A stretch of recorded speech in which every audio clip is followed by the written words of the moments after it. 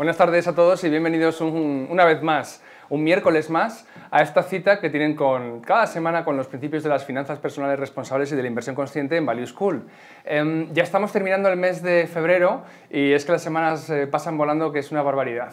Esta semana tenemos, además, seguidos, consecutivos, dos de los que llamamos eventos gestores. Está con nosotros Álvaro Cubero, al que voy a presentar inmediatamente, y mañana tenemos a los creadores de Finicens. Hoy vamos a hablar de gestión activa, de la selección de valores y de negocios para inversión a largo plazo, y mañana hablaremos de gestión pasiva, es decir, cuando eso lo hace un algoritmo y el cliente lo que tiene es una cartera de fondos, es decir, dos enfoques muy distintos y muy complementarios. Bien, antes de presentar al invitado de hoy me gustaría animarles a dos cosas. En primer lugar, a que escuchen nuestro programa de radio que se llama Tu dinero nunca duerme, que se emite todos los domingos en Es Radio en el 99.1 del dial en Madrid y se puede escuchar por podcast. Lo van a encontrar en el podcast del mismo nombre, en el canal de iVoox y en iTunes, o en iTunes, no sé si decirlo a la inglesa o a la española. La verdad es que quiero agradecer a todos los que escuchan el programa porque nos han puesto en 6 programas, creo, en el número 1 de la categoría de finanzas. Es un programa muy didáctico, enseñamos pues, bueno, al oyente medio los secretos del ahorro y la inversión en un lenguaje que todos puedan comprender. La verdad es que está funcionando muy bien y es gracias a todos ustedes. Y otra de las cuestiones también muy relacionadas con el podcast es que tenemos el podcast de Value School, que son las grabaciones en MP3 de todas las conferencias que vemos aquí en la sede. Y la última que hemos publicado es la del Mago More, que gustó mucho, son trucos de productividad y de éxito personal, y esta la pueden encontrar en el podcast de Value School en la plataforma de iVoox, también está en iTunes. En fin, que como ven, si no pueden engancharse a la transmisión en directo, en audio nos pueden encontrar igualmente. No hay excusa para perdérselo. Muy bien, pues sin más dilación voy a presentar al invitado de esta tarde, que es Álvaro Cubero. Álvaro es responsable de renta variable de Intermoney Gestión. Desde 2013 es el gestor principal del fondo Intermoney Variable Euro. Es graduado en Ingeniería Informática, en Ingeniería y en Informática de Gestión por la Universidad de Valladolid. Por cierto, estuvimos en la Universidad de Valladolid la semana pasada, gracias a los que aparecieron en el evento, que hubo como 20 y tantas personas que venían por Value School, nos hizo mucha ilusión, llenamos el salón de actos. Y también es graduado en Ciencias Económicas por la UNED. Álvaro Cubero también posee el título de Máster en Finanzas por CIF, el CIFF. Álvaro Cubero, muchas gracias y bienvenido a Value School. Gracias a vosotros. Debo decir que no es la primera vez que viene, Álvaro le conocimos. ¿Cuándo viniste a los Viernes Value? Pues fue hace 3 semanas. 3 semanas ya. 3 semanas. Para los que no lo conozcan, quizá les interese saber que los viernes, cada 2 viernes, tenemos una actividad muy popular. Se llena también la sala, que lo llamamos los Viernes Value. Pueden encontrar la información en la pestaña de formación de nuestra página web, www.valueschool.es. Y eso consiste, es realmente un curso. Becamos a todos los asistentes, unos 50 o 60 por tarde, y vamos desde temas de contabilidad muy básica, que ya vimos en las primeras sesiones, hasta ahora mismo estamos en la época del Value Investing. Va a haber 5 sesiones dedicadas a la inversión en valor con expertos inversores, y es entrada libre, así que si les interesa vayan a la página web www.valueschool.es, busquen formación y apúntense a los Viernes Value. Y aquí vino Álvaro a darnos una clase magistral que ni se graba ni se guarda luego en YouTube, con lo cual es exclusivo para los que vienen a ver a Álvaro, y en esta ocasión nos va a hablar del fondo que gestiona. Sí.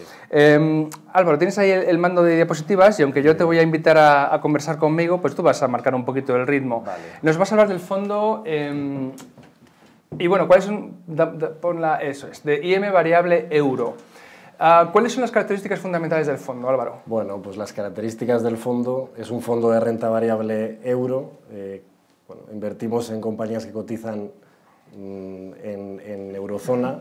Como es eurozona, es cierto que tenemos un pequeño peso en compañías que cotizan en otros países fuera de eurozona, Reino Unido, países nórdicos. Esto es desde hace poco.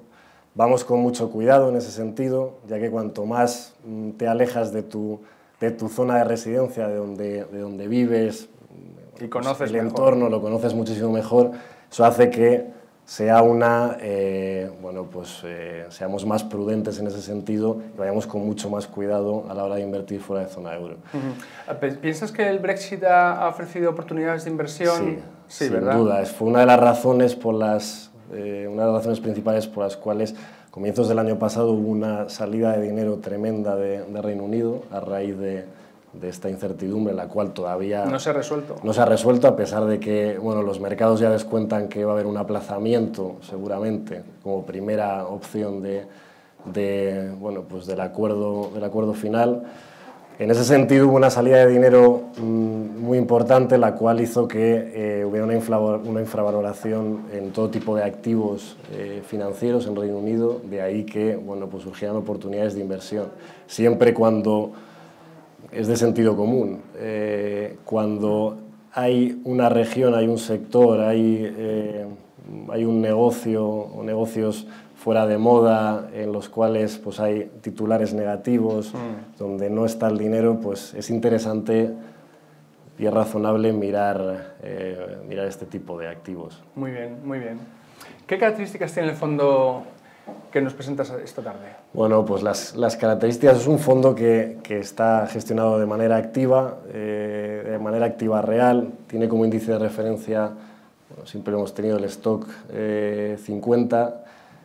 Es un fondo de mentalidad abierta, es un fondo all caps, invierte en toda clase de activos por capitalización, no tenemos restricciones en ese sentido. Es cierto que en los últimos tiempos, en los últimos meses, las oportunidades en pequeñas y medianas compañías, siempre hay una ineficiencia de valoración en ese perfil de compañías, siempre existe esa ineficiencia de valoración, porque bueno, al final hay determinados inversores que se ven más limitados a poder invertir en esas compañías por tamaño, por liquidez.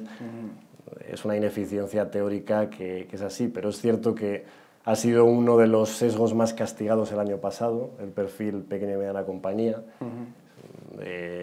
Normalmente cuando hay una estampida en mercado y un cambio total de sentimiento inversor desde el punto de vista psicológico, es súper interesante el péndulo emocional y la psicología del inversor en mercados, cómo cambiamos, cómo parecía que el 2018 iba a ser un año muy positivo, o iba a continuar siendo un año positivo. A principios de año todos los expertos, informes iban por ahí, luego al final pues, se convirtió en un año muy duro. Entonces, bueno, pues en ese sentido, volviendo un poco a las características del fondo, es un fondo en el cual nos centramos en eurozona, el 85-90% de la cartera son compañías que cotizan en euro, y tenemos ese pequeño porcentaje que, bueno, hemos aprovechado, como bien dices, ese evento extraordinario para poder incorporar alguna compañía de cotizada en Reino Unido y también explorar un poco, también poquito a poco,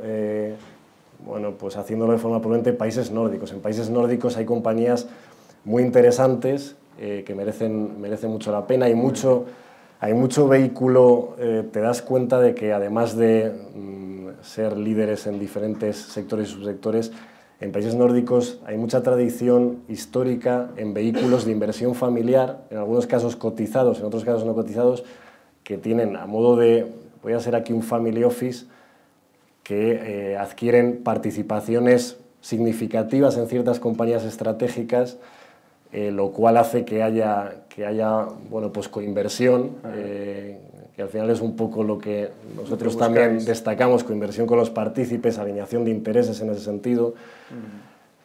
La gestión eficiente del capital, el qué hacen con el dinero, el que no... Siempre pueden pasar cosas, pero tienes menos probabilidades de que te roben, te estafen, que haya eventos de este tipo, cisnes negros, que evidentemente bueno, pues pueden pasar y van a seguir pasando, van a seguir ocurriendo.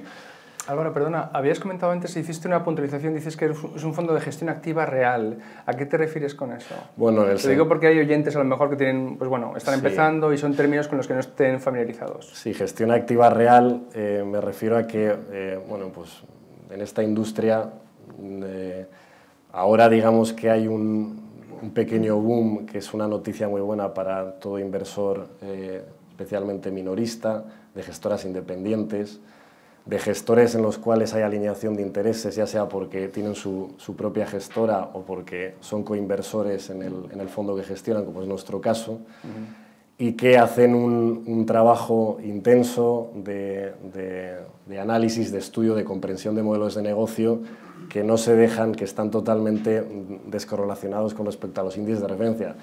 Es cierto que siempre te tienes que comparar con un índice de referencia, es evidente, pero esa gestión activa real describe desde nuestro punto de vista el que tengas bueno, pues la total discrecionalidad o libertad para poder seleccionar compañías que no tienen nada que ver con replicar los índices de referencia, que viene por ahí un poco la gestión activa encubierta, por eso digo la gestión activa real. Es decir, que la comisión de gestión del fondo, por lo que te paga el inversor, el partícipe, el ahorrador que es copartícipe con nosotros, pues esté justificada y verdaderamente refleje ese trabajo de exploración, de selección y de estudio de compañías. Para mí eso es gestión activa real. Muy bien, muchas gracias. Los otros puntos, pues bueno, una de las características que sí que es cierto que lo comentamos abiertamente, el fondo es un fondo que se nutre de inversores institucionales, más que partícipes minoritarios. El por qué, bueno, pues hay diferentes explicaciones. Es un fondo del cual no hemos hecho publicidad, no se ha hecho publicidad hasta bueno, pues hoy este evento. ¿Hoy es la primera vez quizás? Es un evento el cual pues hace que es un altavoz, un mensaje de difusión para darse a conocer. Inversores institucionales que te dan más estabilidad, en los cuales ya tienen una educación financiera y saben que esto va de largo plazo, saben que hay vaivenes en el mercado, saben que es inherente a la inversión en bolsa los momentos convulsos, saben que hay que tener capacidad de sufrimiento, que para obtener rentabilidades razonables en el largo plazo, pues hay sufrimiento en el corto plazo. Por ejemplo, el último trimestre del 18. Eso es un muy buen ejemplo, en los cuales no te puedes quedar parado, tienes que actuar, no te puede maniatar el miedo, tienes que actuar y tienes que tener esa capacidad que como experiencia personal en este largo viaje, en el cual inicié en el año 2013 gestionando el fondo, pero ya llevaba desde el año 2009 en la gestora y comienzo a testar para convencer en la casa de que se podía gestionar el fondo de otra manera desde el año 2000 hasta 2013, 4 años. Hay un largo proceso de aprendizaje en el cual nunca acaba, que te das cuenta de que la psicología, además de la técnica, de los conceptos técnicos que vas evolucionando en el tiempo y en estos años, es fundamental. La psicología del inversor es fundamental para no caer presa del pánico. Como bien dices, en el último trimestre nos han puesto a prueba a todos los gestores de una forma indudable. ¿Por qué? Porque todos los días, cuando había esas caídas de mercado continuas, te están diciendo que te estás equivocando. El ruido es ensordecedor, todas las noticias son negativas, todos los titulares son negativos, hay informes oportunistas que de repente aparecen, esos que comentaba que hacía unos meses todo era positivo y había que comprar, eran recomendaciones de compra, se vuelve todo venta. Es mantenerte fiel, frío, disciplinado a tu forma de pensar y bueno, pues en ese análisis reflexivo saber que lo que has comprado pues vale más y tiene sentido permanecer ahí, e incluso pues son momentos en los que tienes más ideas que dinero, también claro. Surgen oportunidades de inversión muy razonables. ¿Y los partícipes tienen esa frialdad mental o...? En general sí, ¿sí? En general sí. El resto pues son personas bueno, pues, que conocen el fondo, digámoslo así, family and friends, con personas cercanas, personas poco el boca a boca, y bueno, pues en ese sentido esa es la peculiaridad. No hay un inversor que tenga una participación muy fuerte del fondo que haga, en el caso del que bueno, pues, surgiera cualquier evento negativo, hiciera daño en la salida, en el reembolso del fondo. Esa es la particularidad un poco del fondo. Álvaro, has subrayado al inversor institucional, pero eso no quiere decir que un particular no pueda contratar el fondo actualmente, ¿no? No, está a la venta... Está a la venta directamente a través de la gestora. Estamos en Inversis y estamos en Allfunds recientemente, que ha costado mucho esfuerzo y mucho tiempo, pero ya por fin pues estamos en esas plataformas. Un oyente interesado puede ir a Intermoney en la página web y desde ahí ya hablar con la puede ponerse en contacto con nosotros. Asesor, fenomenal, estupendo. Y simplemente, bueno, pues luego lo explicaré más en detalle qué es mentalidad empresarial. La composición de la cartera llama un poco hay dos cosas a destacar como diferencia con otros fondos de renta variable euro. Bueno, uno es que tenemos un peso mayor en España y Portugal. Esto no quiere decir que sea por razones macroeconómicas, sino simplemente, como digo, es una cuestión de sentido común, es una cuestión de cercanía, es una cuestión de que conoces mucho más lo que tienes cerca y verdaderamente hay buenas compañías y buenas oportunidades de inversión. Lo hemos visto, lo hemos aprovechado este año nos ha brindado la oportunidad de poder invertir en Prosegur Cash, en Miquel y Costas, por ejemplo. Son compañías razonables. En Meliá recientemente también es otra compañía. Son compañías que conoces de hace tiempo, que incluso en Portugal también hemos tenido muy buenas, ha habido oportunidades de inversión. En Semapa hemos vuelto a entrar, en Sonae. Son compañías conocidas del pasado que en algunos casos han estado en cartera y que te vuelve a dar la oportunidad del mercado de poder comprarlas con un descuento razonable. Son viejas amigas. Son viejas amigas. En ese sentido, bueno, pues tenemos una exposición mayor por esa cercanía, esa ventaja de que somos gestores españoles y estamos aquí y tenemos ese acceso más claro. Y luego la composición de la cartera es una cartera diversificada, que es un concepto un poco, hay ese debate entre diversificación y concentración en la industria. Diversificación razonable, no diversificar porque sí. ¿En qué sentido? Tenemos un peso medio del 2-3% de posición en cartera. Hay dos razones por ello. Una es honestidad pura, una es limitación. Creo que todo inversor, todo gestor, además de poder hacer un trabajo serio, riguroso, analítico, reflexivo, tiene una limitación que es que evidentemente hay eventos extraordinarios, hay cisnes negros que no sabes cuándo van a ocurrir, pero que hay muchos ejemplos recientes. El escándalo Volkswagen, el puente en Atlantia, el caso de Monsanto con Bayer que creó incertidumbre, etcétera, etcétera. Y van a seguir ocurriendo estafas técnicas, estafas contables, accidentes de todo tipo. Eso te hace interiorizarlo. Quizás internamente podrías concentrar más, por cercanía podrías concentrar más en compañías más cercanas a ti. Pero es esa limitación, esa honestidad como gestor de decir, bueno, por mucho que tengas ese conocimiento y hayas hablado con el equipo directivo y hayas visitado, siempre pueden pasar cosas y te puede llevar por delante. Lo llamas honestidad, pero creo que también es prudencia, ¿no? Prudencia y cautela con los ahorros de tus partícipes. Sí, es claridad, es transparencia, es compromiso y es ser honesto, en el cual yo creo que hay una limitación en ese sentido, en los cuales todos los gestores no estamos a salvo de que ocurran accidentes y eventos extraordinarios, y creo que, como he dicho antes, han pasado y seguirán pasando. Y luego porque somos capaces, el tamaño del fondo te da una ventaja. El tamaño del fondo actualmente son 40 millones, venimos de 3, pero sigue siendo un fondo pequeño que nos permite poder invertir en esas ineficiencias de valoración, poder explotar todas las ineficiencias de valoración y poder, con esa mentalidad abierta, invertir en todo tipo de compañías por capitalización sectorialmente, y tratamos de aprovecharnos de ello. Entonces somos capaces de generar muchas ideas de inversión.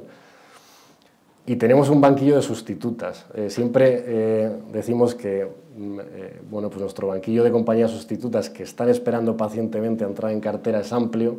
Se ha hecho un trabajo de campo detrás, pero por razones diversas, especialmente por valoración, por motivos de precio. Al final el precio es la clave de todo, lo que pagas por algo.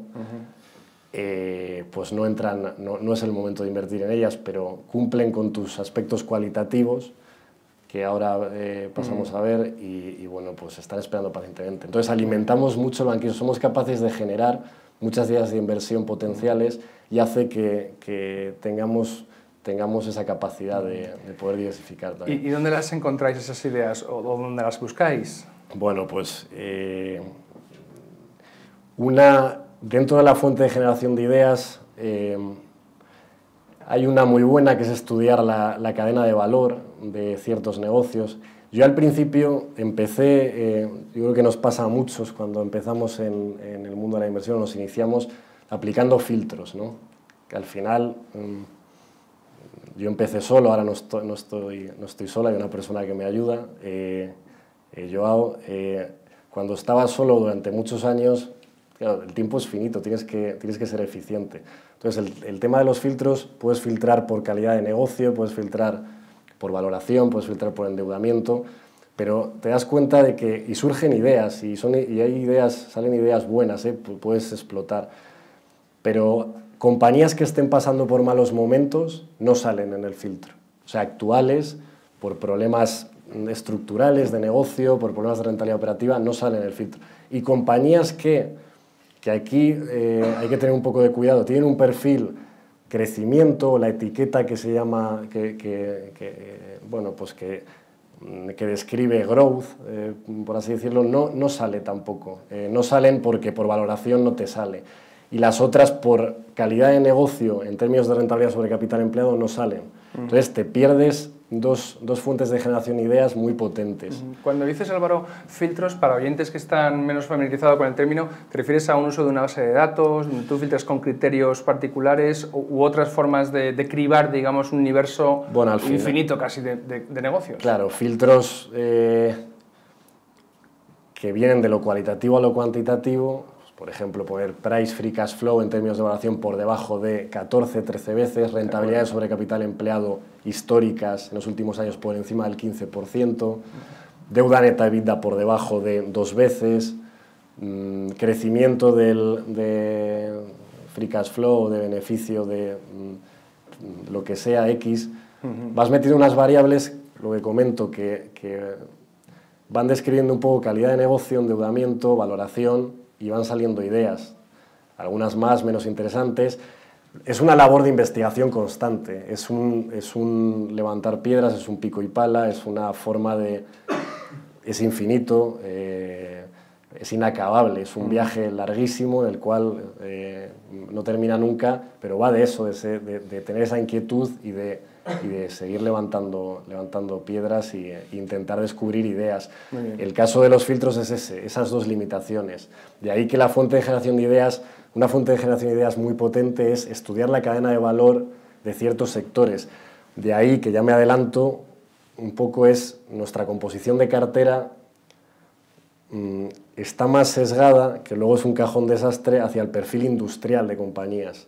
Mentalidad empresarial, perfil industrial. Dentro del perfil industrial hay muchos accionistas de referencia de perfil familiar que en muchos casos no les interesa ni la bolsa. Claro.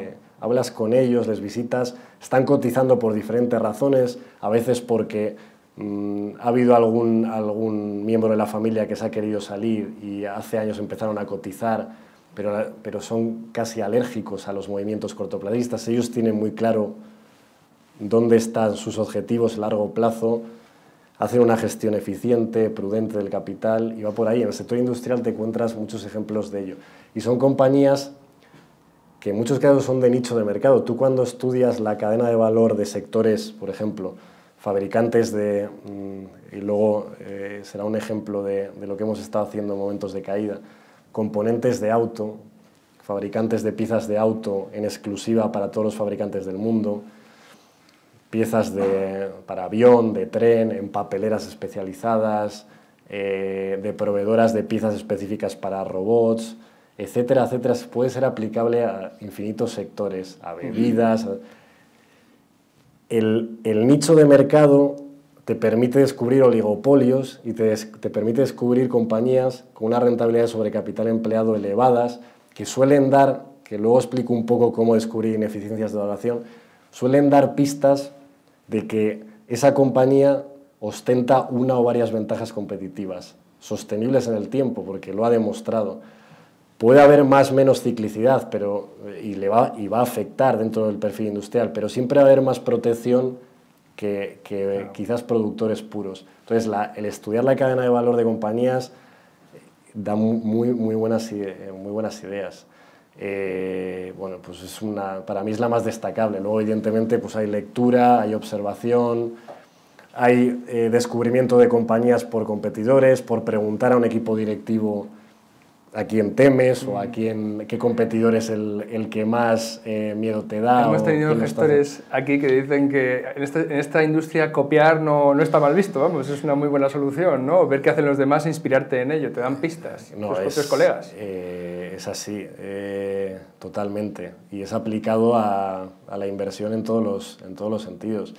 Y lo que comentaba de la industria, yo cuando explico, claro, tenemos un problema porque cuando hacemos la ficha del fondo pones, pues no hacer un quesito muy grande, pones industria y parece que sale, e intentamos ir subsector por subsector, porque asusta un poco, sí. ¿No? Industria, no, claro. Bueno, pero el tema de la industria es como un cajón desastre, que también es un sesgo que ha sido castigado el año pasado, que nos ha afectado, porque se tiene la percepción de percepción ligado a ciclo.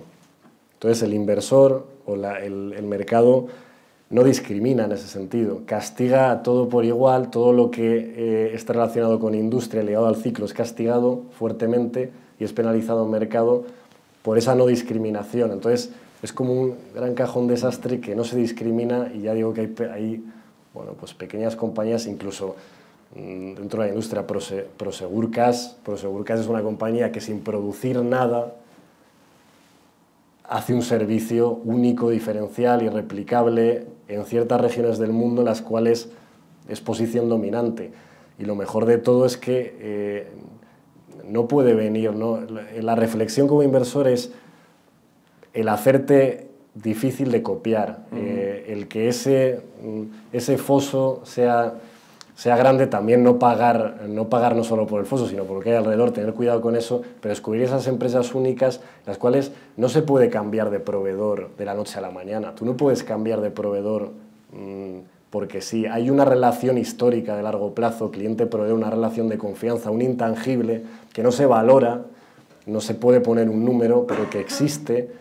Igual que compañías que crean, cuando vine lo expliqué, el caso de Ferrovial, compañías que se crean un intangible, compañías que se crean un prestigio a nivel global en la gestión de ciertas infraestructuras o al hacer ciertas cosas que hace que sean únicas y que no sean sustituibles. Eso es un poco nuestra mentalidad, donde escarbamos, buscamos ese perfil de compañías y luego descubres, va todo un poco ligado. Es un círculo el cual vas cerrando, en el cual estas compañías diferenciales están bien gestionadas, tienen una deuda razonable o tienen caja neta, tienen accionista de referencia, familia o accionistas que se juegan algo, y si no los tienen, que el equipo directivo pues tenga una alineación de intereses en sus objetivos, que no crezcan, que no sea un crecimiento por crecer, sino que sean premiados por crear valor al accionista a largo plazo.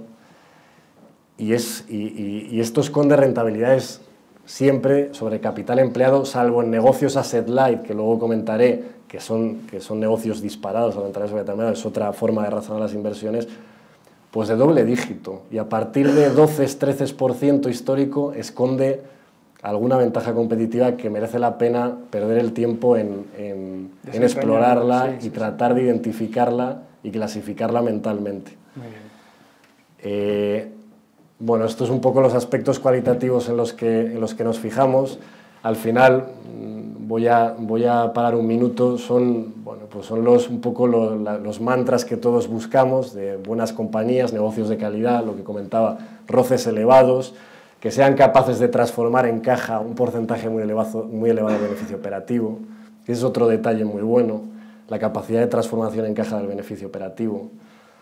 ¿Por qué? Porque evidentemente la contabilidad todo lo aguanta y hay que ser capaces de transformar ese lenguaje contable en lenguaje financiero.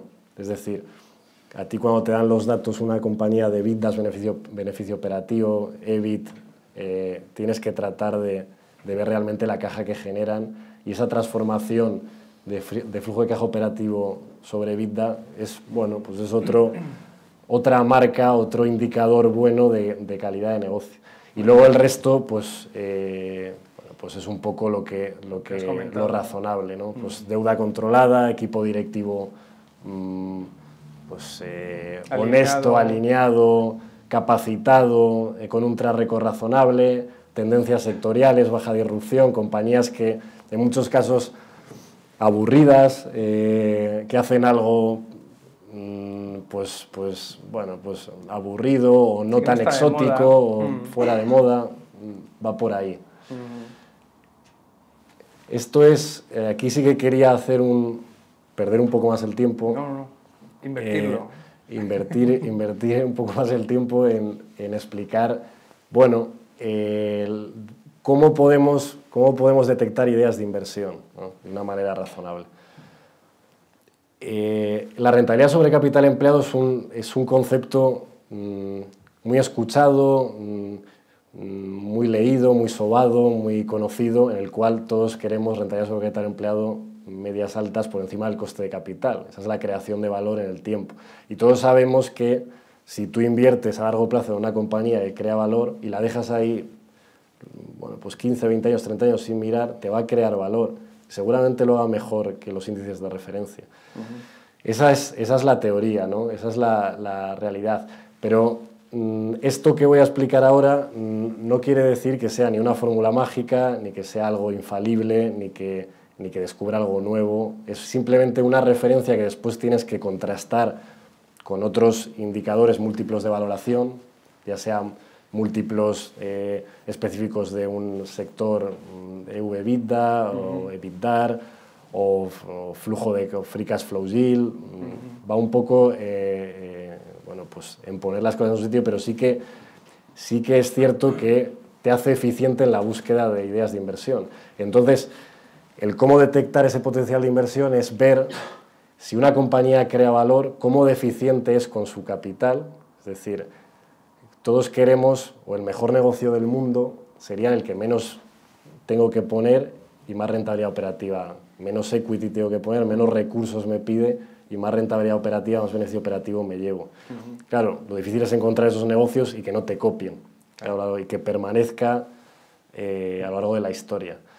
Entonces, ¿qué sucede? Que compañías con rentabilidad sobre capital empleado, que hay muchas de doble dígito, lo difícil es encontrar que estén capitalizando, que estén cotizando por debajo de su capital empleado. Entonces, me voy a parar un poco en explicar qué es esto.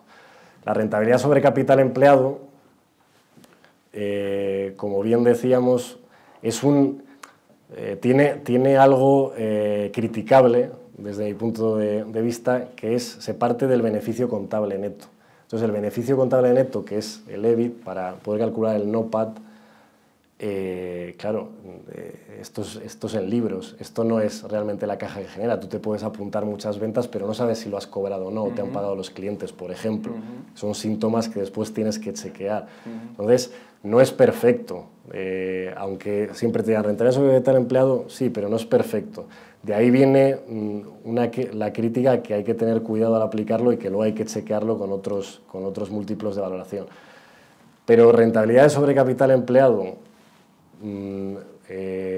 por encima de doble dígito, cuando tú pides una tasa de descuento del 10%, el coste de oportunidad de la inversión es otro de los mantras famosos de la inversión, en el cual pues, está la famosa WACC que nos enseñan en el descuento de flujo de caja, que es totalmente a discreción del analista, del inversor. Nosotros solemos ser muy exigentes en ese sentido, o pedir 9, 10, 11% como coste de oportunidad de la inversión. Entonces, queremos que nuestro coste de oportunidad de inversión, como alternativa a la inversión, pueda tener una rentabilidad por encima de doble dígito y que cumpla con con la fórmula que pone ahí, por encima, mayor que 1, en este caso, pues bueno, hemos puesto 2 veces. ¿Por qué? Porque refleja que hay creación de valor. Entonces, la lectura es, si hay compañías que crean valor en el medio y largo plazo, vamos a ver si el mercado lo reconoce o no lo reconoce. Si realmente hay una ineficiencia de valor, todo para detectar ineficiencias de valoración. De ahí relacionamos ese múltiplo de rentabilidad sobre capital empleado entre tasa de descuento. Somos más o menos exigentes en función de si la compañía pues, tiene un perfil más o menos cíclico, algo más de deuda, o cotiza en un país con un perfil macro más complicado, pues podemos pedirle hasta un 11-12%. La lectura es, si nosotros a un lado tenemos la creación de valor real que existe, histórica, en un periodo de tiempo razonable. Vamos a ver si el mercado nos lo ha reconocido o no. Relacionando el enterprise value, el valor empresa, sobre el capital empleado contable. Y ahí que viene, ¿cuál es la lectura exagerada? Es decir, hombre, si una compañía me está creando valor históricamente, pero el mercado me está diciendo que es mejor que cierre mañana porque el market cap sumado a la deuda, sobre todo por el lado del market cap, está por debajo del capital empleado, es que no me está reconociendo esa creación de valor. Entonces, es una pequeña pista en la cual pueden aparecer ineficiencias de valoración que describimos aquí abajo, razonables. Ya digo que, bueno, pues hay que chequearlo, evidentemente, con otro tipo de múltiplos para ver si realmente tiene sentido o no tiene sentido. No es aplicable, es aplicable más a compañías de perfil industrial, más intensivas en capital, en modelos asset light. Es cierto que bueno, pues sale disparado la renta sobre capital empleado, no es un múltiplo muy bueno para comparar, pero en compañías de ese perfil sí que te da pistas de posibles ineficiencias de valoración. También hay que decir que, claro, la reflexión es cuidado, porque esto lo que relaciona es cuando te dicen que rentabilidad sobre capital empleado del 15-20%, tú tienes que ver en el otro lado, que es la otra reflexión, cuánto estás pagando por ese 15-20%. Porque contablemente o financieramente hablando, igual no te lo estás llevando si esa compañía, si tú haces un EVC, está muy por encima del otro lado de la ecuación. Es decir, yo me estoy llevando rentabilidad sobre capital empleado del 15%, ya, pero si esa compañía, su capitalización está muy por encima de mercado, de su valor contable, no te estás llevando un 15% real, te estás llevando mucho menos. Será un 5, un 4, un 3%. O sea, en ese sentido merece la pena investigarlo un poco más, darle una vuelta al concepto. O sea, sí. Es un concepto teórico, bueno. Una buena aproximación. Es una buena aproximación, es una buena reflexión, es un buen indicador, eficiente, pistas para investigar, seguir investigando, ser eficiente en la búsqueda en invertir tiempo en ello, pero hay que chequearlo con otros múltiplos, pero tiene sentido darle una vuelta. Ya digo, no es infalible, pero bueno, es un indicador de calidad de negocio razonable que después tienes que chequear con la capacidad de transformación en caja, free cash flow yield, para saber si no hay un descuadre en ese sentido. Muy bien, muy bien. Tenemos algún ejemplo, me parece que nos has traído, ¿verdad? Sí. Esto es. Dentro de qué hemos hecho, cómo hemos actuado en esos momentos críticos de caída de mercado, bueno, pues esto es un ejemplo que viene a raíz de lo que he explicado anteriormente, de compañías de perfil industrial, de subsector, de nicho de mercado, de compañías que son proveedoras de algo en concreto, una pieza en este caso, son compañías que trabajan para los grandes fabricantes del mundo, en el cual cada una de ellas se especializa con el paso del tiempo a lo largo de la historia en crear valor a esos fabricantes de autos del mundo, produciéndoles, y se hacen insustituibles dentro de la cadena de valor, proveyéndoles de un componente, una parte del automóvil insustituible, de una manera eficiente, donde cada vez hay más tecnología detrás. Hay mucha inversión en I+D en estas compañías, estamos hablando de 4, 5, 6% ventas anuales todos los años en I+D, hay proyectos en desarrollo, hay patentes y trabajan en contratos de largo plazo. Ha sido un subsector muy castigado el año pasado, y sector auto y subsector auto y componentes ha sido, creo que, el peor subsector comportamiento del año. Las noticias negativas, el año pasado, el tema del diésel, el coche autónomo, toda la tormenta perfecta posible estaba aquí. Sí. 40% de caída el año pasado de media en sector auto y sector componentes. Merece la pena perder el tiempo en ello. Nosotros siempre hemos sido... Plastic Omnium es una compañía que tenemos en cartera desde el año 2013. Siempre hemos sido activos, inversores en componentes de autos, un subsector que llevamos estudiando mucho tiempo, y hemos visto bueno, pues toda la especialización dentro de donde va la industria 4.0, la productividad en estado puro, en cómo, por eso vemos que los coches cada vez más eficientes, menos peso, más tecnología, todo al mismo precio. Esto quiere decir que hay una ganancia en productividad tremenda conseguida por estas compañías de componentes de auto muy exigidas y homologadas. Lo difícil aquí es que, o sea, la pregunta, la reflexión como inversor con mentalidad empresarial es ¿qué haces? ¿Qué producto, qué servicio, qué producto produces o qué servicio realizas que te haga insustituible y que te homologuen, que te elijan todos los, o que confíen en ti todos los fabricantes, en este caso autos prácticamente del mundo, y que te hayas expandido globalmente de la mano de ellos, porque al final todas estas compañías en esa expansión global pues invierten en productos desde cero por todo el mundo, especialmente en los últimos años desde Europa, nacen en Europa a emergentes, China como primer productor actual mundial y de demanda de mercado, en Asia, en Latinoamérica. Bueno, pues es un ejemplo de creación de valor. Y arriba, dentro de las compañías que tenemos aquí, bueno, pues Plastic Omnium y Acwell son unas compañías que ya estaban en cartera y hemos sufrido las caídas. Y las otras tres compañías que aparecen, Continental, ELA y Brembo, son compañías que hemos aprovechado las caídas para incorporarlas a cartera y hemos estado construyendo posición en la última parte del año pasado, porque ahí vienen bueno, pues un poco las métricas hilando con la diapositiva anterior de, bueno, pues como ejemplos reales de compañías de rentabilidad sobre capital empleado elevadas que haciendo una valoración de EVCE pues salen esas métricas, esos múltiplos que apuntan arriba y abajo a lo que cotizan hoy. Hay descuentos de todo tipo y luego por múltiplos de valoración y luego ponemos como referencia Magneti Marelli. Es una compañía que ha sido vendida por Fiat Chrysler en la última parte de año y también es algo en lo que nos fijamos a la hora de valorar compañías, en ejemplos reales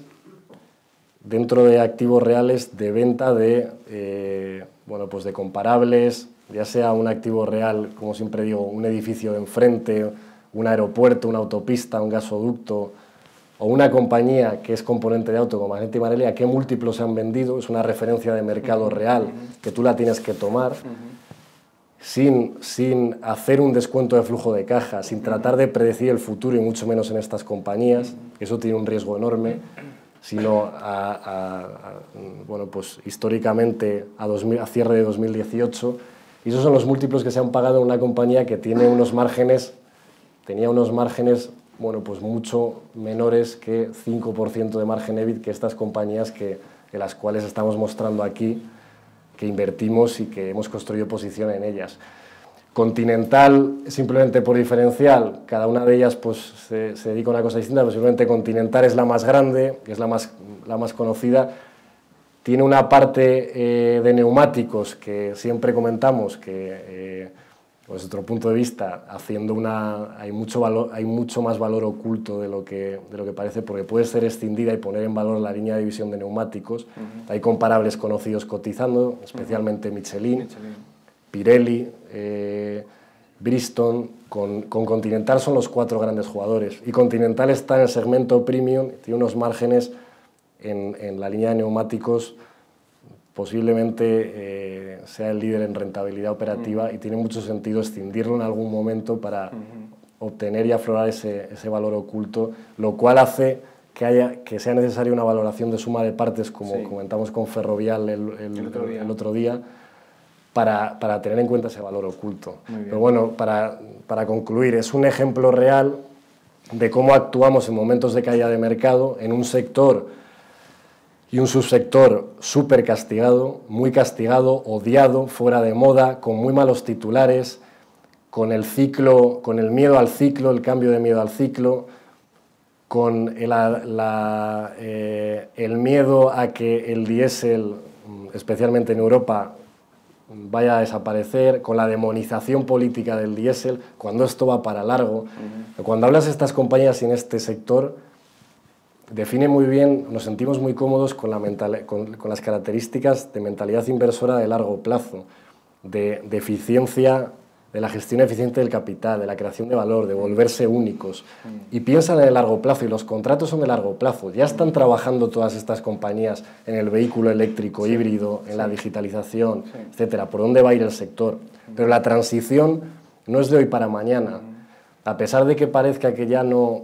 hay mercados emergentes que va a ir más lento, la transición se llevará pues, de una manera ordenada, estructurada, y la demonización del diésel, desde mi punto de vista, ha creado una incertidumbre tanto en la oferta como en la demanda tremenda y miedo en los mercados, y a su vez pues también las amenazas de Trump con los aranceles es otra de las, para más Inri, de la tormenta perfecta que ha sufrido este sector. Pero es tratar de todas esas incertidumbres, esos desafíos, dejarlas a un lado, las emociones, centrarte en el análisis reflexivo, en verdaderamente los grandes ganadores y en los que van a sobrevivir y van a seguir creando valor en el largo plazo a unos múltiplos muy razonables y unas valoraciones como hacía tiempo, y tratar de aprovecharte de ello fuera de todo esto, que al final son narrativas del mercado. Ruido muchas veces. Mucho ruido que se impone y que hace que caiga de manera fuerte y que todo el mundo quiera vender este tipo de compañías. Bueno, pero es una oportunidad para vosotros, por ejemplo, como inversores. Sin Álvaro, duda. cuando hablas de mentalidad abierta inversora, ¿a qué te refieres? Bueno, pues esto es... queríamos mostrar en esta diapositiva nuestra mentalidad inversora abierta con ejemplos reales de compañías en cartera, clasificados con una clasificación la cual nosotros utilizamos mucho, utilizada por Pat Dorsey.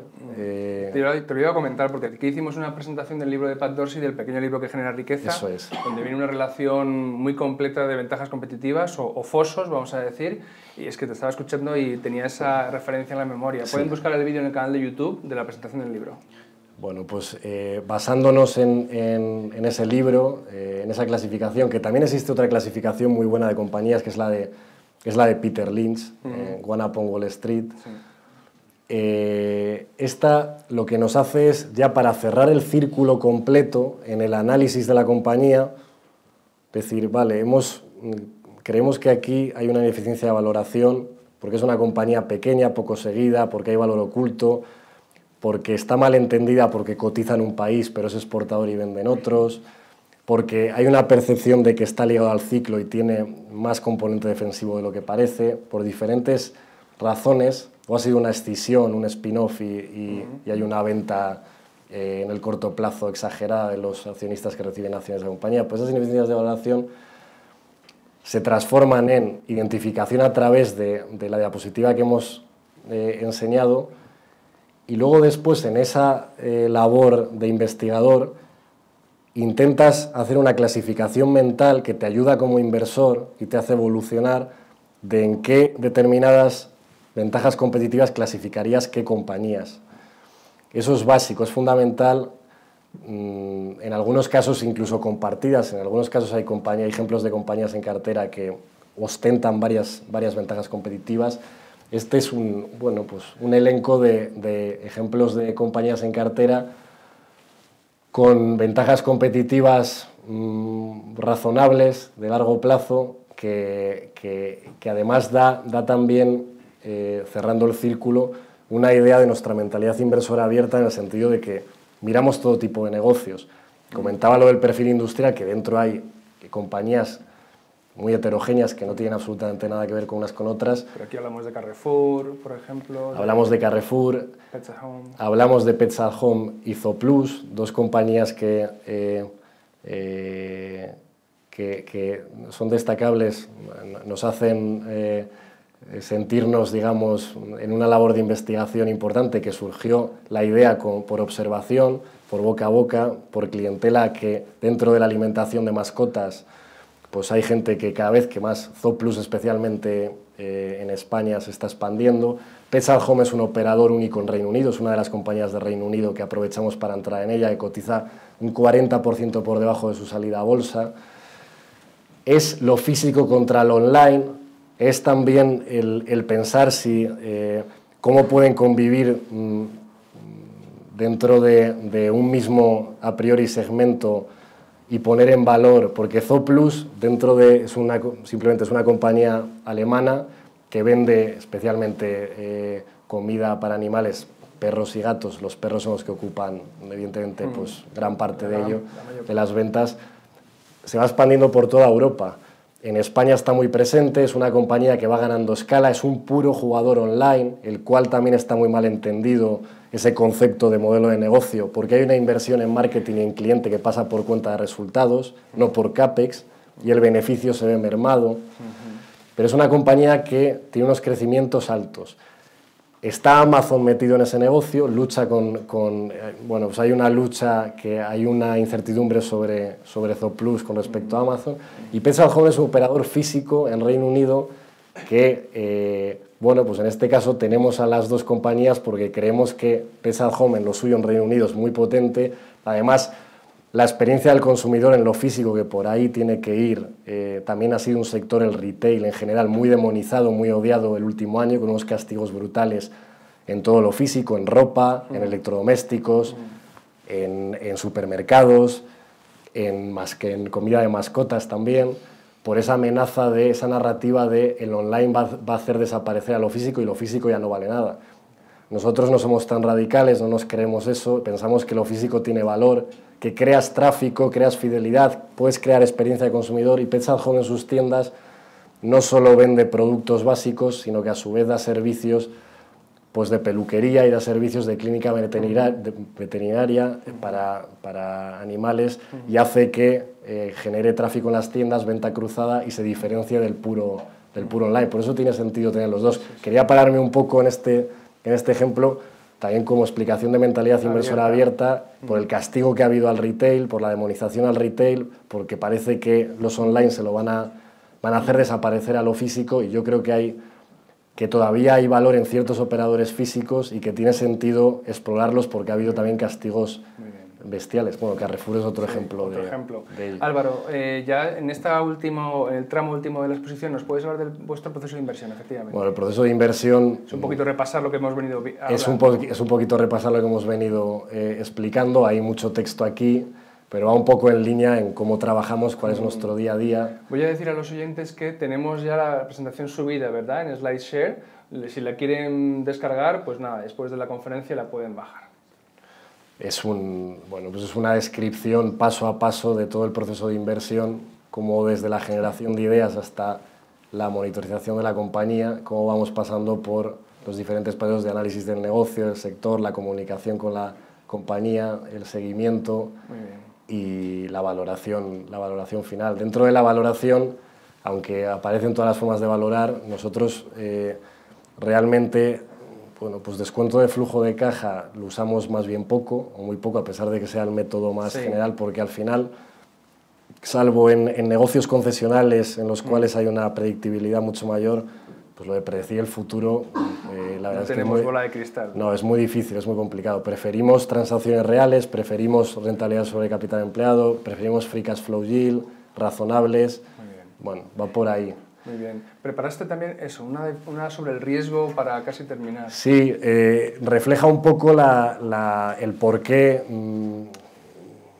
volatilidad, riesgo, ¿no? En qué banderas rojas, en qué te puedes fijar, cómo te pueden saltar las alarmas como inversor a la hora de cuando estás invertido en algo y que digas, honestamente, me he equivocado, ya no me gusta, o creo que puede haber problemas. Entonces, fuera de los cisnes negros, como ponemos aquí, que los hemos comentado antes, sobre todo los tensionamientos en circulantes operativos suelen ser un indicador de que algo empieza a ir mal. Decisiones de equipo directivo de venta masiva de acciones o de inversiones financieras que no tienen mucho sentido o que se salen fuera de planes estratégicos, impulso por comprar cosas por crecer, pagando mucho precio e hinchando el goodwill o fondo de comercio, que por cierto nosotros, no lo he comentado, se me ha pasado antes, sí que lo tenemos en cuenta en el capital empleado. Creemos que el goodwill no deja de ser una prima que has pagado por algo que te has comprado, pero que forma parte de ese capital empleado, porque evidentemente de tenerlo a no tenerlo en cuenta hay unos cambios muy importantes en el resultado final de rentabilidad sobre capital empleado y te vas a beneficiar de ello. Ya veremos si en el largo plazo te has pagado más de la cuenta y vas a destruir valor porque tienes que hacer un impairment, un reconocimiento contable de pérdida en el fondo de comercio. Pero es otro bueno, pues es otra forma de banderas rojas, venta de acciones de directivos, cambios contables, deterioro de fondo de maniobra, incrementos de deuda injustificadas, va un poco son líneas rojas que, bueno, pues te hacen dudar. Por terminar un poco esta diapositiva, ¿esto forma parte del seguimiento de las compañías en cartera? ¿Cómo lo hacéis? Sí. Una vez que entra una compañía, ¿cada cuánto volvéis a ella? ¿Estáis todos los días? Bueno, pues es un trabajo continuo en ese sentido. Sí que es cierto que es intensivo en tiempo, porque al final, ya digo, antes estaba solo, ahora hay una persona que me ayuda. Requiere de una monitorización, un seguimiento continuo, sobre todo especialmente en cosas, porque las cosas raras, hay estafas muy bien hechas que bueno, pues te pueden mentir. Evidentemente el equipo directivo siempre te va a vender sus bondades. Claro. No siempre es imprescindible, hay que hablar, pero es así. Te van a decir que esto es lo mejor, que estos somos los mejores, que estamos haciendo esto, lo otro.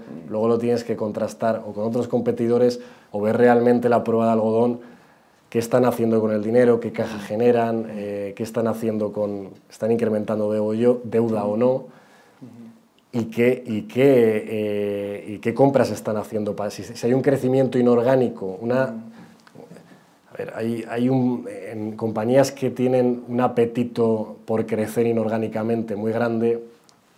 Es una bandera roja. Bueno, es complicado porque te cambian el perímetro constantemente, te pueden camuflar resultados. La pérdida del fondo de comercio pues, es medio largo plazo, ya veremos. El equipo directivo puede estar menos alineado. Te hace dudar, te hace sospechar. Hay casos que no, pero son ya pequeñas banderas rojas que vas descubriendo con el paso del tiempo que te hace ser un poco más escéptico en ese tipo de compañías, por ejemplo. Claro. Álvaro, creo que tenemos una diapositiva más.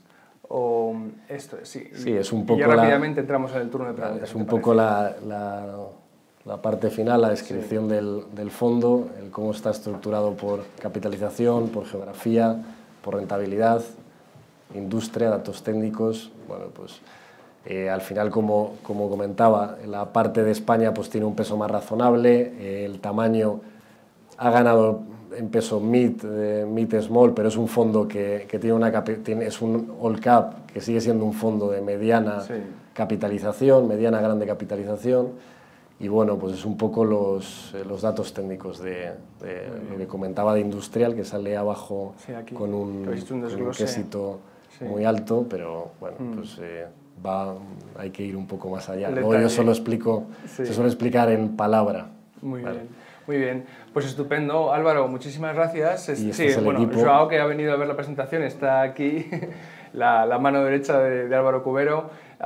Estupendo, Álvaro. ¿Te parece que demos paso al coloquio con el público? Sí. Pues fenomenal. Yo es el momento en que ya tomo el teléfono, lo conecto para que quienes ven la retransmisión por redes sociales, por YouTube, nos manden sus preguntas. Y aquí en la sala, bueno, la pregunta siempre es la misma. ¿Quién quiere hacer la primera pregunta a Álvaro Cubero? Adelante. Y pasamos el micrófono. Aquí en segunda fila, por favor, el caballero. Un momentito, le vamos a pasar el micrófono para que lo diga bien y le puedan escuchar los que están oyendo desde casa. Buenas, primero de todo, gracias por la presentación, ha sido fantástica. Y te quería preguntar, he visto que tienes bastantes small caps que pueden variar bastante, como has comentado, incluso bajadas del 40%. ¿Tienes algún tipo de red button, de danger de salirte? O sea, si llevas un 15, un 20% de caída y tal, o, como has comentado, sangre fría. O sea, supongo que puedes tener sangre fría, pero al cabo de, cuando llevas un 30% dices, se ha convertido ya en cisne negro o lo que sea, tengo que salir de aquí, por ejemplo, un día. Sí. día, por ejemplo? Sí. Es una... Gracias. Gracias. Es una muy buena pregunta. Muy buena pregunta. Claro, es el mayor ejemplo, yo respondería, es el mayor ejemplo el universo de small caps. Eso es una fuente de ineficiencia de valoración constante, porque son compañías que muchos fondos, por el tamaño de los fondos, se ven limitados en la inversión y en muchos casos su volumen de negociación es muy bajo. Y además ahora con MiFID II están poco cubiertas o poco seguidas, poco conocidas. E incluso te diría que muchos accionistas de referencia no quieren, les da igual, no quieren que se conozcan. Por tanto, son varias etiquetas que hacen que a nosotros pues, nos gusten más. Parece que todo lo contrario. Si bien es cierto que son compañías que en momentos de pánico, de caídas fuertes de mercado, suelen tener un sufrimiento mayor en ese sentido. ¿Por qué? Porque al final esa desbandada o esa... ahora que con la pregunta que no lo he comentado, la retroalimentación de las caídas del año pasado no solo es por todas las incertidumbres globales, por el tensionamiento de la Reserva Federal de Estados Unidos, tensiones comerciales, Brexit, en Europa, tema italiano que tuvimos, chalecos amarillos en Francia. Hay una serie de... No solo es por eso. El gestor, en muchos casos, en nuestro caso, no hemos sufrido tanto en ese sentido, pero suele haber reembolsos de dinero. Cuando hay reembolsos de dinero masivos, hay retirada de dinero masivo, el gestor se vuelve vendedor forzoso, sin que lo quiera, pero el valor intrínseco del negocio no ha cambiado. El valor intrínseco del negocio sigue siendo el mismo. De ahí se generan las oportunidades de inversión. El precio es el que varía, el precio sufre, cae y a ti te ponen a prueba. Ahí viene la psicología del inversor. Pero la salida de dinero hace que se retroalimenten las caídas. Sale dinero, tengo miedo, sale dinero, me reembolsan. Claro, la liquidez se va agotando, tengo que vender. Hay gestores que tienen que vender pequeñas compañías que hace que el efecto sea mayor de caída. Pero no la venderían nunca. E incluso si preguntas en este caso al empresario, al dueño, realmente, teóricamente si hay dueño de la compañía, si te vendería la compañía, que es otra reflexión, hacer a la inversa, ese negocio, esa calidad, a ese precio, evidentemente te diría que no, porque su valor es mucho mayor. Lo que pasa que se ha visto, Miquel y Costas es un ejemplo, de compañía pequeña de España, que te dé la oportunidad, Miquel y Costas, Prosegur Cash, que te den la oportunidad de invertir en ellas con caídas de 40% en 2-3 meses.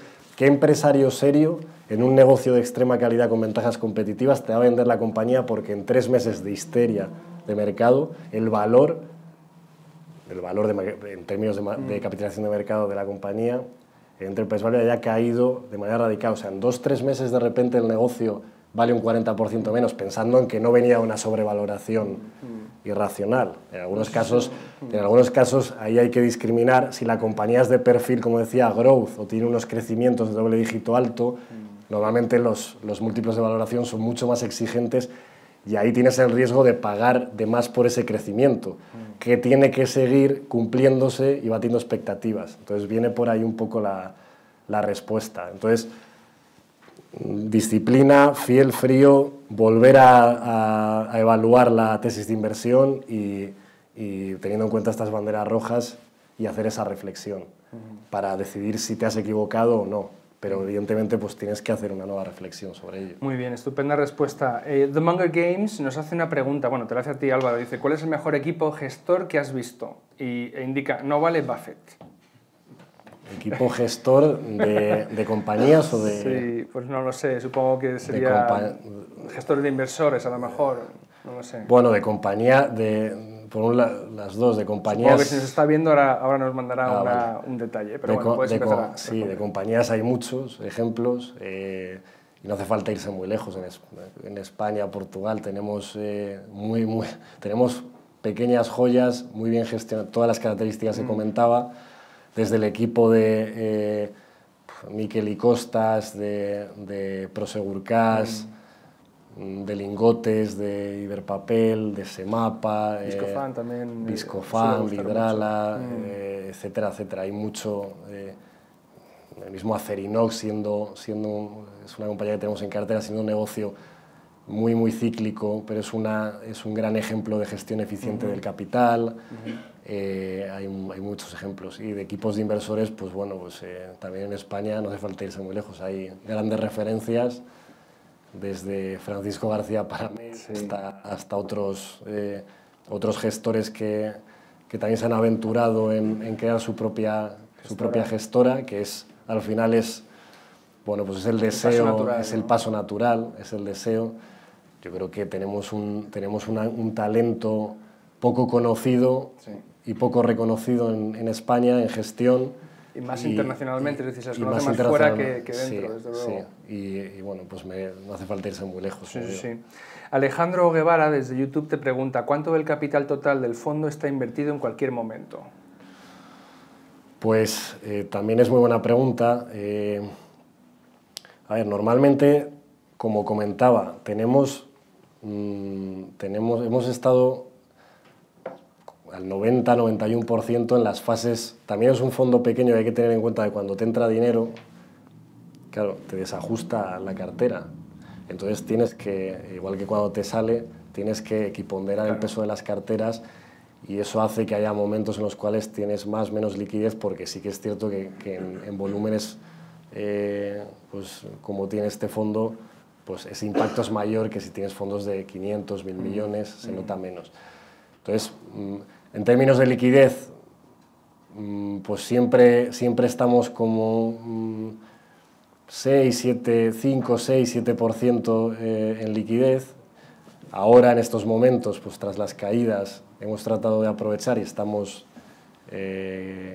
casi full invested, estamos al 96-97% invertidos, y bueno, también viene un poco a raíz de la capacidad de generar ideas. Como decía, nos podemos aprovechar de todo tipo de negocios por capitalización, por sectores, no nos cerramos a nada, miramos, es constante. Al final esto se trata de mirar y mirar. Bueno, pues esa es un poco la respuesta. Muy bien. ¿Quién tiene otra pregunta en sala? Adelante, en la tercera fila. Yo quería preguntarte, que has hablado toda la conferencia sobre cómo inviertes en empresas que tienen buen retorno sobre el capital, y no llegáis a invertir en empresas que no ganan dinero, pero que... has hablado, por ejemplo, de Sonae, pero se me ocurre la spin-off de Sonae, que es Sonae Capital, que no gana dinero, pero es una buena oportunidad de inversión. Es también muy buena pregunta. Dentro de la... Voy a ponerlo... Sí, pasa para atrás. O bueno, dime, te llevo yo... La diapositiva en la que explicaba las ineficiencias de valoración. Sí, si era la 3 o la 4. Te respondo. Creo que está... muy buena, ¿te refieres? Muy buena pregunta, porque en esos dos lados de la ecuación, roce sobre lo que tú pidas. Por otro lado, EVC, hay casos en los cuales lo que comentaba de cuando tú estás pagando, el roce es por el 15, 20, 30%, pero tú no recibes eso porque el market cap está por encima del capital empleado, es decir, el mercado ya ha reconocido con creces que ese negocio es de calidad, está cotizando unos múltiplos exigentes, seguramente por price free cash flow, por free cash flow yield, price free cash flow o EV/EBITDA, o sea, 14, 15 veces EV/EBITDA, y price free cash flow 30 veces, vamos a exagerar. Hay otro lado, que es el que tú comentas. Hay compañías que no tienen rentabilidad sobre capital empleado tan elevadas, muy intensivas o más intensivas en capital, en las cuales el otro lado de la ecuación te estás llevando a lo mejor un 11, 12, 10%, más que el 10, 11, 12%, porque el otro lado está por debajo de 1. Es decir, el valor que le otorga el mercado a los recursos que has destinado es menor que realmente lo que has destinado, que el capital empleado contable.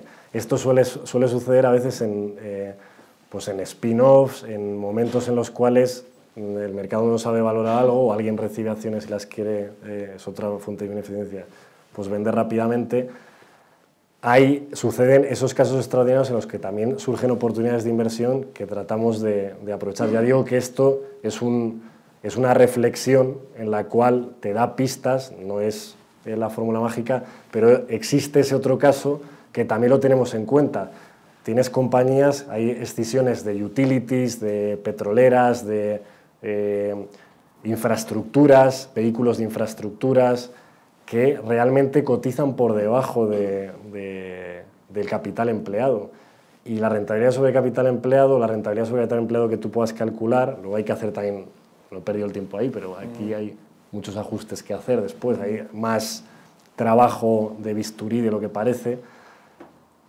Te puedes llevar más de ese 10-11%, porque lo estás comprando por el otro lado por debajo del capital empleado. Esa es una ineficiencia muy buena. Entonces, existen esos casos. Si te estás llevando más de un 10-11%, porque estás pagando menos por ese capital empleado.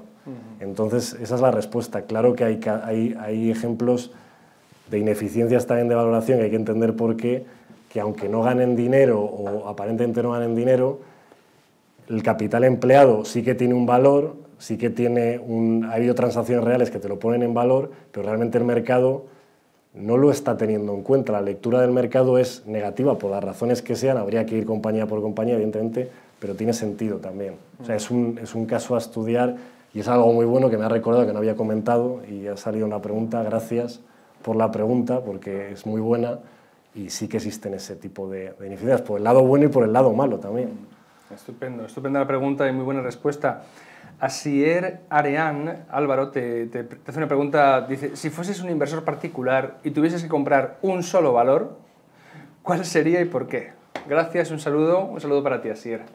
Pues... mañana va a comprársela, o sea, que... Claro, ese es el riesgo. Que no sirva como recomendación, claro, es que las preguntas son un poco delicadas.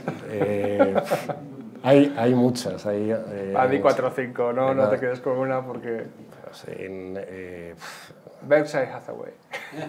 Hay las típicas, las que te entran, siempre también lo decimos, de tener una cartera, o sea, que como ejercicio, es decir, una cartera a 30 años, pues ¿qué meterías? Venga. Pues las Coca-Colas, las Persai, que también invierten... Red Eléctrica, a lo mejor en España... yo metería Amadeus, por ejemplo.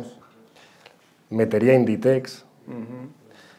Aunque haya Nestlé, las Nestlés, Louis Vuitton, L'Oréal, etc. O sea, hay compañías, lo que pasa es que, claro, evidentemente es para es capitalización compuesta total, largo plazo, porque están todas, son exigentes en valor, en casi todos los casos, en Inditex con la caída que hubo no tanto, pero son exigentes en valoración, pero tienen unas ventajas competitivas en algunos casos únicas, pero hay muchísimos ejemplos, muchísimos ejemplos. Bueno, pues así te valgan unas cuantas de esas. Bueno, en vez de una has tenido 5. Otra pregunta de aquí en primera fila, muchas gracias. Bueno, muchas gracias por la charla. ¿Qué descuento le pides a una empresa en relación al valor que tú estimas? Y supongo que tendrás en cuenta el riesgo, la capitalización por el tema de que llegue antes a la eficiencia y eso. Pero normalmente, ¿qué tipo de rentabilidad pides? Sí, esta también es muy buena pregunta, porque no va ligado es decir, tú detectas un descuento de un 100-200%, no significa que voy a darle un peso de nuestro caso, peso máximo del 3%, otros te dirían del 7%. ¿Por qué? Porque seguramente tenga pues unos riesgos entendidos como muy cíclica, por debajo el riesgo de en qué parte del ciclo estás, o si está en la parte baja del ciclo, no sabes el tiempo que va a poder estar ahí, no sabes qué eventos puede haber. Entonces, la primera respuesta es apartar mucho descuento.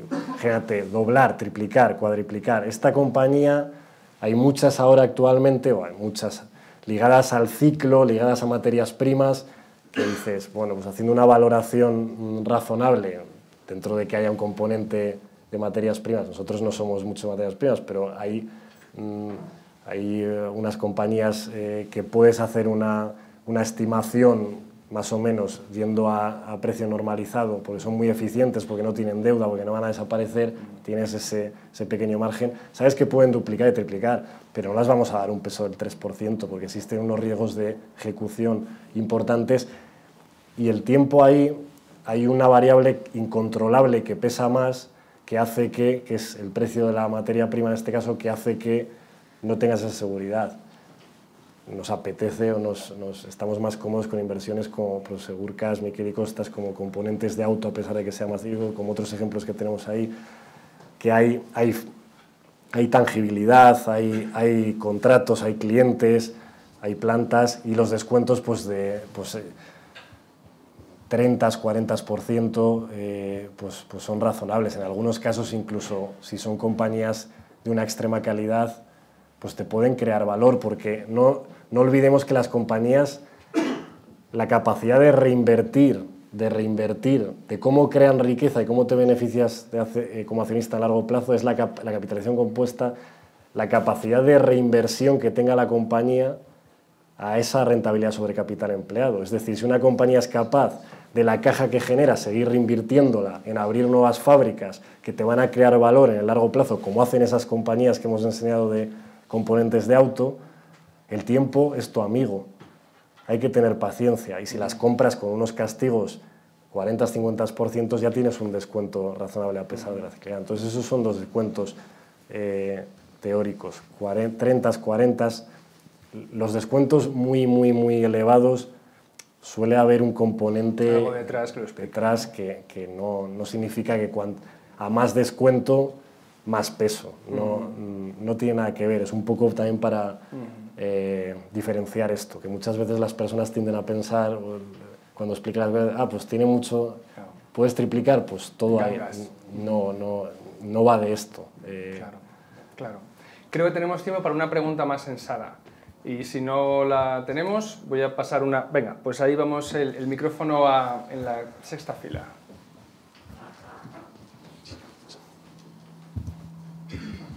¿Qué tal, Álvaro? Mira, una pregunta que te quiero hacer.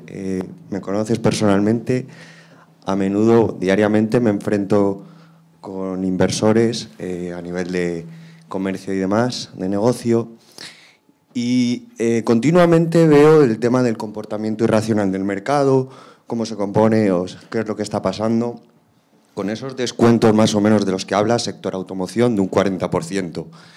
A la hora de explicarle yo a un cliente por qué invertimos en su fondo o en otros fondos de similares características, me centro, por ejemplo, en el ejemplo que has puesto, en el caso concreto, por ejemplo, de Renault, ¿no?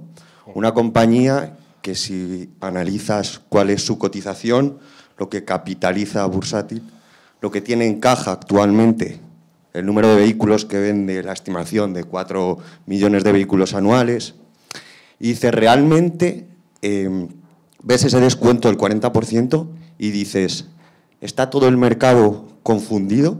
Es decir, ¿por qué hay esa sobreventa de manera continua? Nadie lo ve, ¿no? Entonces dices, oye, realmente las manos más débiles son las que posiblemente con esos comportamientos irracionales, no entendiendo la inversión, son los primeros en salir. Pero evidentemente creo que también hay una pata importante de institucionales que están saliendo de ahí despavoridos y digo, ese comportamiento irracional, ¿hasta qué punto llega? No sé si me sigues un poco... Sí. Para que entienda un poco la gente. A ver, evidentemente, la irracionalidad no sabes cuándo, sabes cuándo empieza porque evidentemente lo sufres todos los días, estás invertido, no sabes cuándo va a terminar. Las razones del por qué, en el caso de Renault, sector auto y autocomponentes, pues dentro de la tormenta perfecta del mercado del año pasado, han tenido, como decimos nosotros, su tormenta perfecta particular, por todo lo que he comentado anteriormente. Entonces, en ese sentido, lo que tienes que hacer es, una vez más, hacer tu suma de partes, saber que estas compañías, y Renault, en el caso específico de Renault, pues es una compañía que bueno, pues en Estados Unidos poco, en China también está empezando pero poco. Es una compañía que tema de vehículo eléctrico, luego está la narrativa de vehículo eléctrico contra Tesla, contra los demás, que parecía en su momento que Tesla iba a hacer desaparecer al resto, y puede que sea al contrario, a lo mejor. Renault es uno de los fabricantes, si no el más, que más vehículos eléctricos actuales, dentro de que evidentemente la cuota de penetración es muy reducida, muy pequeña. En China es algo un poquito más, pero aquí es pequeña. Es disciplina inversora, en este caso suma de partes, saber que es una compañía que tiene caja neta a nivel industrial, que tiene, como todos los fabricantes autos, un pequeño banco dentro que no se pone en valor, pero tiene unos ROEs muy por encima de la banca comercial que conocemos ahora, de doble dígito. Evidentemente, el único que puso en valor fue Peugeot, que vendió la parte de la financiera Santander, el 50%, y puso en valor la financiera, pero los ROEs suelen ser de doble dígito, de 15-20%. Entonces, el valor en libros teórico debería ser 1,5, 2 veces el fondos propios de esas financieras. Tienen esa financiera que no se pone en valor, tiene caja neta en este caso, tiene mucho dinero para seguir invirtiendo en esa transformación que va a llevar al sector, que se tiene tanto miedo a ella, pero que va a ir va a ir ordenadamente, y va a ser una transición ordenada a pesar de tanto ruido y tanta narrativa negativa. Luego tiene las participaciones, en este caso cruzadas con Nissan, con Daimler, esa alianza que también en Renault, en el caso particular, entre el caso de Gons, del presidente, el ruido que ha habido con respecto a Nissan y la posible ruptura de la alianza estratégica, hace que haya más ruido ahí. Es la alianza estratégica más longeva y de más éxito que hay en el sector de la automoción, y es imposible que eso me atrevería a decir, suena un poco fuerte, pero parece que es imposible que se pueda romper después de las sinergias que hay, el compartir las plataformas productivas. Hay mucho valor oculto, el cual tú te tienes que mantener frío, fiel, y tratar de explicarlo siendo racional a las personas, a tus clientes, a las personas que confían en ti, que esto pues va de sentido común, de paciencia, de largo plazo, y de que hay mucho más valor oculto de lo que parece, y que son momentos de aguantar y de mantener esa disciplina financiera. Hay mucha pedagogía que hacer, me parece. Parte del Muchísima esfuerzo pedagogía. es Value School, va en esa dirección. Totalmente. Claro. Y esa es un poco la clave de Value School, y de la labor social, la labor de educación financiera, la labor de cómo educar a un inversor, cómo tiene que pensar, y que esto, que la inversión en bolsa, simplemente para terminar, la inversión en bolsa requiere de sufrimiento, requiere de momentos cortoplacistas, periódicos, en los cuales va a haber vaivenes, va a haber caídas, va a haber ruido, pero también por otro lado es donde se generan oportunidades de inversión. Pero eso lo hemos perdido un poco en los últimos años por la anestesia de los bancos centrales. Pero es inherente a la inversión en bolsa los movimientos bruscos en el corto plazo, y ese cambio, ese péndulo de emociones de lo muy negativo a lo muy eufórico, optimista, muy eufórico, en un corto periodo de tiempo, cuando no tiene sentido, como comentaba. Sí. Pregúntele usted a ese dueño de esa compañía si le vendería a ese precio o no. Con caídas es imposible que un negocio de perfiles industriales que lleva años funcionando, que tiene el capital empleado que tiene, las fábricas que tiene, los clientes que tiene, que no tiene deuda y que tiene planes de largo plazo y contratos de largo plazo, pueda perder un 40% de valor en 2-3 meses. Es esa metáfora del Mr. Market, ¿no? El señor mercado de Benjamin Graham, que te vende hoy, bueno, es un irracional, eufórico hoy y deprimido mañana. Te vende por $4 lo que ayer te pedía 40. Eso es. Y no ha cambiado el negocio. Sigue siendo así, esa es la esencia de la... Para terminar, Álvaro Carlos Paz nos pregunta, porque aquí siempre terminamos hablando de libros, ¿no? Y pregunta, referente a valoración, ¿qué recursos, libros, recomiendas para profundizar? Una recomendación o dos para los que quieran mejorar en este asunto. Para estructura mental de ventajas competitivas... De Pat Dorsey. Pat Dorsey, Peter Lynch, para empezar, para que tu mente empiece a entrenar clasificación de compañías, ventajas competitivas, son básicos fundamentales. La introducción en valor, en value investing, pues hay libros de Buffett, de Graham, razonables que te ayudan. En valoración de empresas, bueno, yo creo que se peca mucho del descuento de flujo de caja, que es lo que te enseñan en todos los cursos. Yo mismo me he dado cuenta, a mí me lo han enseñado, que hasta cierto punto tiene sentido, pero yo lo utilizo poco, cada vez menos, salvo en casos excepcionales. Leería a Pablo Fernández, profesor experto en valoración de empresas. ¿Te refieres a sus libros o el artículo que publica anualmente? Creo que tiene documentación, vasta documentación pública de libros y documentos, cursos, y creo que es de libre disposición, sí, que tiene mucho valor, tiene mucho sentido. Yo creo que es una referencia, además gratis, para aprovecharla, y es una persona que tiene mucho conocimiento, es un especialista en valoración de empresas, que se aprende mucho, creo que es una referencia, creo que es interesante. Estupendo. Pues Álvaro, nosotros sabes que obsequiamos a todos los que venís desinteresadamente a compartir vuestro conocimiento con nosotros, les obsequiamos con un ejemplar de la colección que publicamos con Deusto. Son libros de inversión, se pueden adquirir en la página web de Value School, www.valueschool.es, y este es un título muy especial porque lo presentó el autor aquí, Guy Spier, y es el viaje interior de maduración y de crecimiento de un inversor que pasó de Wall Street y de lo que vemos en las películas a la inversión en valor más pura de la mano de Warren Buffett. Su autor pagó más de $600.000 por un almuerzo con Buffett. Evidentemente este dinero se mandó a una organización benéfica, pero es toda una aventura interior y casi diré yo espiritual, fantástica de leer, y esperemos que la disfrutes. Muchísimas gracias, Álvaro. Muchísimas gracias a vosotros. Y a todos ustedes, gracias por venir una vez más a Value School. Mañana esperamos, si tienen a bien, estar con nosotros de nuevo para Valor de Gestión Pasiva con los responsables de Finicens. Y bueno, pues muy buenas noches y nos vemos mañana, si Dios quiere. Hasta mañana. Hasta luego.